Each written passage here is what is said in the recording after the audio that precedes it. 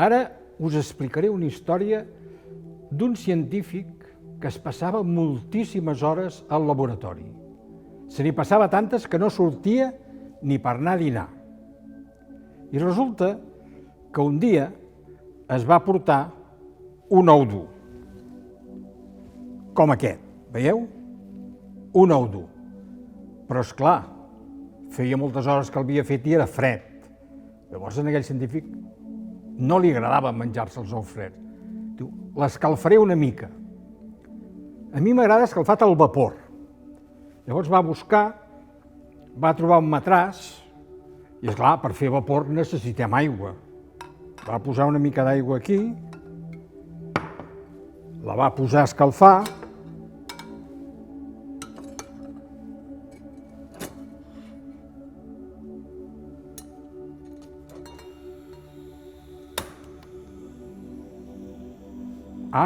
espera't, si escalfo l'aigua i no poso l'ou aquí, no s'escalfarà. Bé, ara, clar, per fer vapor haurem d'esperar una mica que l'aigua s'escalfi prou per fer el pas de convertir-se en vapor. Veig que això s'està entelant, sembla que la cosa funciona, i llavors el científic va seguir fent les seves coses esperant que això s'escalfés. Mentre esperem això, vosaltres creieu que veurem alguna cosa aquí que ens indiqui que ja el vapor ha arribat aquí i ha escalfat l'ou? No ho sé.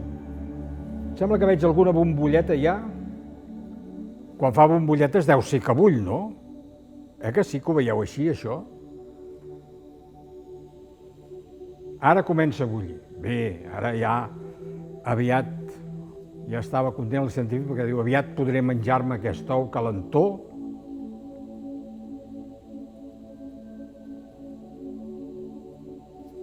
Sembla que aquí esperarem una mica més, perquè això encara està fred. Tot i que no sé si ho veieu bé, però veieu les bombolletes de l'aigua que està bullint? Ui! Us heu fixat amb l'ou?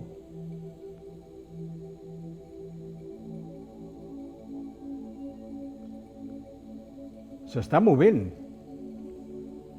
Per què creieu que es mou? Penseu una cosa, aquí dins estem produint vapor d'aigua que no hi era. Per tant, anem omplint aquest recipient. Hi ha un moment que quan ja no hi cap, una part d'ell es vol escapar per aquí.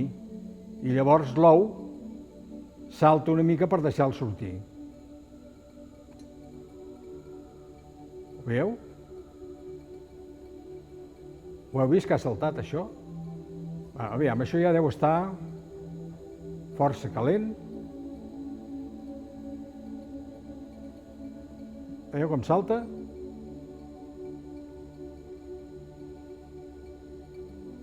Bé, apagarem el foc i perquè no en cremi posarem aquests guants. Aviam, trauré això amb molt de compte. Molt bé. Ara va dir, ja tenim l'ou a punt. Ara me'l podré menjar.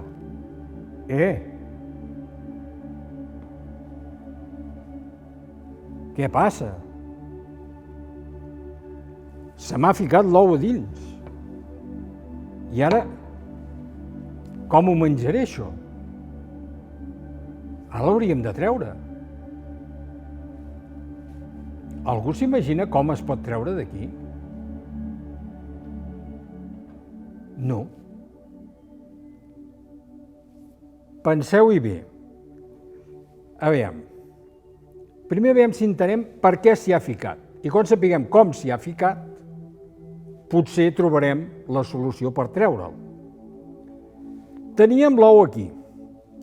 Aquí dins hi havia molt vapor. N'hi havia tant que inclús s'escapava.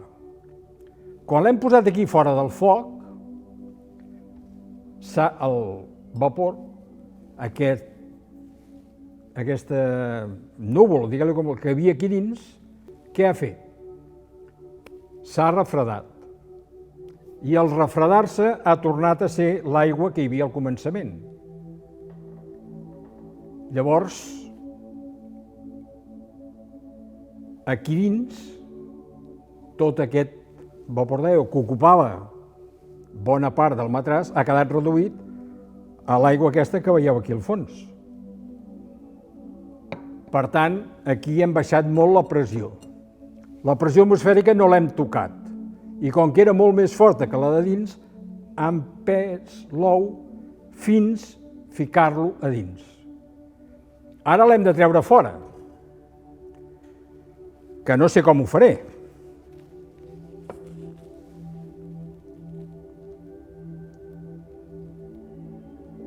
Ara per treure'l haurem de fer que a dins hi hagi més pressió que fora. Bueno, és igual, suposo que el traurem igual. Ara, per aquí em diuen que hauria de xusclar, però jo us dic que no haig de xusclar. Fixeu-vos què faig. Aviam si el logrem treure.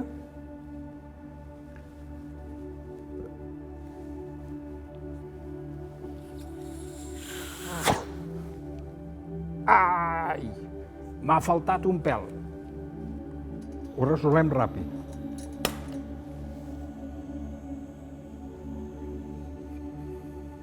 Augmentarem la pressió de dins escalfant l'aire. Quan l'aire s'escalfa es dilata i veieu com l'ou va sortint. Si hagués tingut bons pulmons l'hagués tret a la primera, però l'he tret un tros només. Veieu? Ja està, ja tinc l'ou calent, ja se'l va poder menjar. Per què ha sortit així? L'ou el tenia aquí que em tapava aquí al fons del coll. Quan jo hi he entrat aire, he posat molt més aire dins, per tant he augmentat la pressió de dins. La pressió de dins era més forta que l'atmosfèrica i l'ou ha sortit. I ja està. Fins aquí l'experiment.